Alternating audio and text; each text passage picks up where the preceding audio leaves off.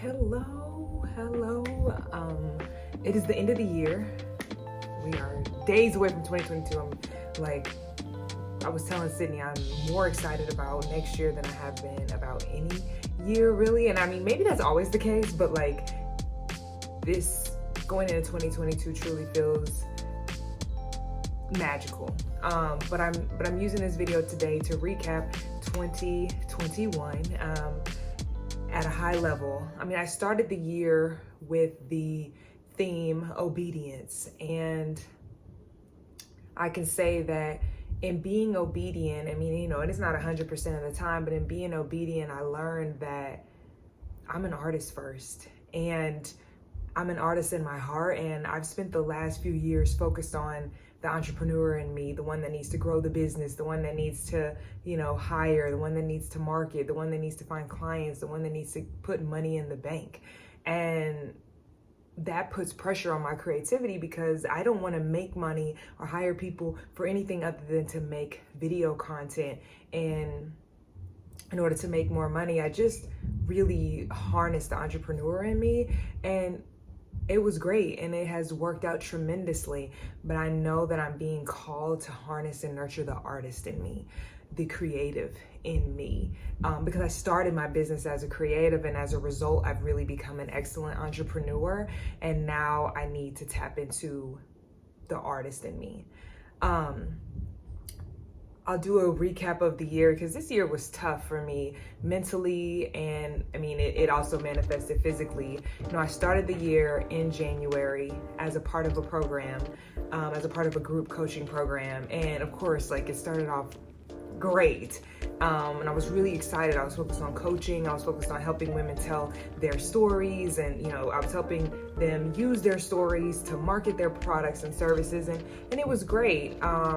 I think that at the time it was great, but then it became toxic because the environment became about money, and it just I just started to realize that I was different, because a lot of the people in the program want to be coaches, and I wanted to be a coach, I guess, so that I could make more money. But then I realized that I want to create, and I just kept, sometimes the result of the group program that I was in was conformity, right? Everybody should take this path. And I had to realize that I am an artist and this is not my path. I'm a service provider. I'm not a coach. And so the way my business structured was different. And I had offered my service, this service that I had developed, I offered it through the program and to people in the program. And there were a few people that had worked with me. They spent a lot of time with me. They hired me multiple times, and then they said that they didn't see value in what I did. And that's hurtful. I understand that not everybody is going to value the service, but when it's somebody who I admire, or somebody who I'm getting counsel from, right? Or somebody who I call a friend, that hurts. And I spent a earlier part of the year trying to find my value, trying to remember that I was valuable outside of this group, because I had put so much of my effort, so much of my energy into trying to create this community for myself and become a better entrepreneur and make more money. And I got lost in it. I got deep into it. So when it was time for it to be over, it hurt. It hurt because I knew that I couldn't be a part of this anymore. I knew that this was no longer healthy for me. And I knew that I had to rediscover my value. And the one thing that I did this year that I hadn't really done for real in the past was I let myself feel the deep hurt. I let myself deal with the loss of relationships.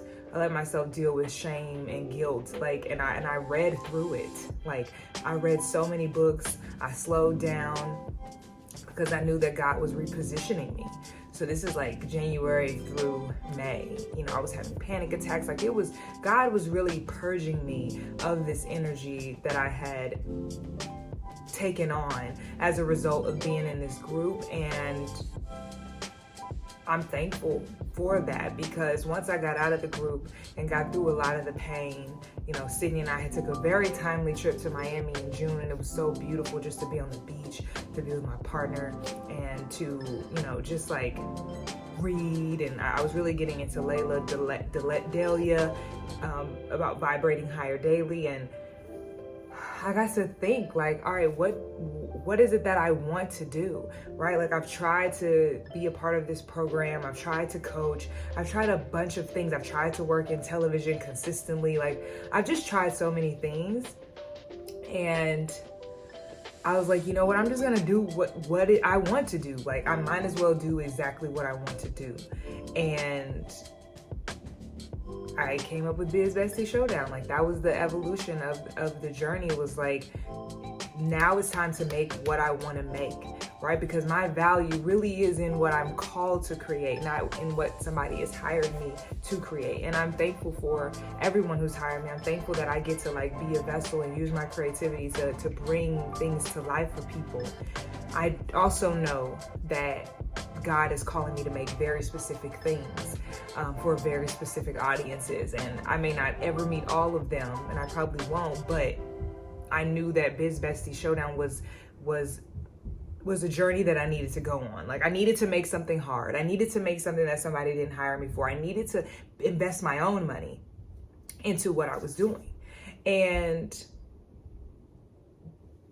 Biz Bestie Showdown came to life, right? Like, we worked on it for 8 weeks and we put out this series, and, I felt like my best self. Like, I felt like I had found my value. I felt like I had like rediscovered my value, because I knew it. I lost it for a few seconds, but rediscovered like this energy of like, oh my God, this is what I'm meant to do.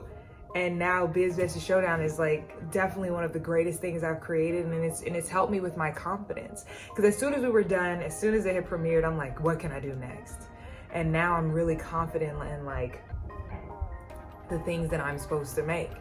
And it helped me heal a lot of the pain that I had experienced from earlier this year. And I'm grateful for that. And from there, I did some more documentary series for a few clients. I created content for live stream productions, and I hired my partner. I have my assistant. I have a personal assistant now. And the last quarter has really been spent on like, how do we make sure we're creating and doing more content that we actually want to do, right? Like, we're using our money to fund the projects that we want to make, but how do we make sure that the revenue we earn is also a result of work that we want to do, right? So in 2022, the plan is to work with more media companies, right? Create more media, create more entertaining content. I don't want to put pressure on this content to make somebody money when this is a $1 billion industry and I know it. And the people that are a part of this industry know it, right? And so I don't want to have to, I spent a lot of earlier parts of this year trying to prove that telling your story will make you money, when it's like, it's a $1 billion industry. I don't want to have to sell that. I want to work with people that know that and understand that when they hire us, they're going to make their money back regardless, because what we're going to create, we've already proved that we can do this. And I'm really excited about that, because we already are working with Google next year. We're working with Hello Beautiful and Madame Noir right now, and Cassius, and we're just looking to work with more media companies. We're in conversations and, in development with a few more clients. And of course, like, we're making our own content next year. Like, I have a social experiment show that I'm trying out, and Biz Bestie Showdown season 2. And there's other things. Like, I think next year what you can expect from me is for me to tap into the artist for real. Like, I'm going in, like, I'm nurturing the artist. Whatever she needs to eat, whatever she needs to drink, whatever she needs to read, whatever she needs to do to be better, to be a better artist. Like, that's what I'm getting into. And I'm really excited about it, because I think I as a child, like, I went to art camps. My grandmother painted. I saw her paint. We painted together. We went to art camps together. I drew a lot. I mean, I loved art class. I was an art major in college to start. And after college, I after college and after getting a job and after becoming an entrepreneur, I knew I was creative, but that wasn't my focus. And I'm excited to get back to that. I feel more like me. And I'm currently reading The Artist's Way. And one of the affirmations is, my creativity will heal others and myself. And I can see that. And I'm excited about that. And I'm just excited to see the results of what I create and how it will impact how I see myself and what I'm able to do for myself in the world, because I feel very called to make like a large impact. I've been saying this for forever.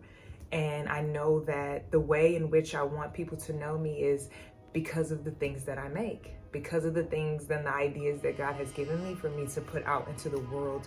And I'm excited about that, which is why I said in one of my last videos, my theme is the long game for 2022. Last year was obedience, this year and next year. Oh, this year was obedience, next year it's the long game. And I know the long game is for me to focus on me as an artist. I've done a great job being an entrepreneur, and now I can hire folks to do that. I can definitely say I did what I had to do so I can do what I want to do. And next year I'm focused on the art. So I'm excited. This year, it definitely started out like up and then it went down, and now I'm feeling like I get to wrap up the year on a high note with so much excitement with my fiance, with my 2 lovely dogs who I love so much, and lots of friends, family, and just so much love. So I'm excited. Like, I'd love to know, a quick recap of your year this year. I also want to add, earlier this year, I lost a few clients. I had people cancel. I left that group. I just didn't know how I was going to earn the money I was going to earn. And we ended up doubling our revenue from last year. So for the last 4 years that I've had my business, we've been able to do $1 million in sales. And I'm very proud of that. I just want to say that I'm very proud of that. Creativity has, my dedication and commitment to Third and Wonder, to this business of content creation, to the business of creativity, has earned $1 million. And I know my grandma's proud. I'm proud. I mean, it helps me fund the life that I want to live, and it helped me see the Grand Canyon this year. I mean, it's just helped me do so much. And I now want to wrap it up, because I was about to wrap it up and then I wanted to share that. But I now want to wrap it up by encouraging you to believe that whatever it is that you want to do, whatever it is that you want to create, you can. And if you stay committed to it, it'll flourish. I've been doing this for 10 years, and here we are. 6 years in, we started our journey to earning $1 million in revenue, and those are things that I wrote down. $1 million in sales. And so by next year, it'll be $1 million in revenue. So proud of that. So proud to be a Black creator, a Black creative, creating Black ass shit and earning money and paying folks, Black folks, while I do it. So anyways, cheers to 2022. I love you guys, and I'm so excited to just share more of this part of me next year.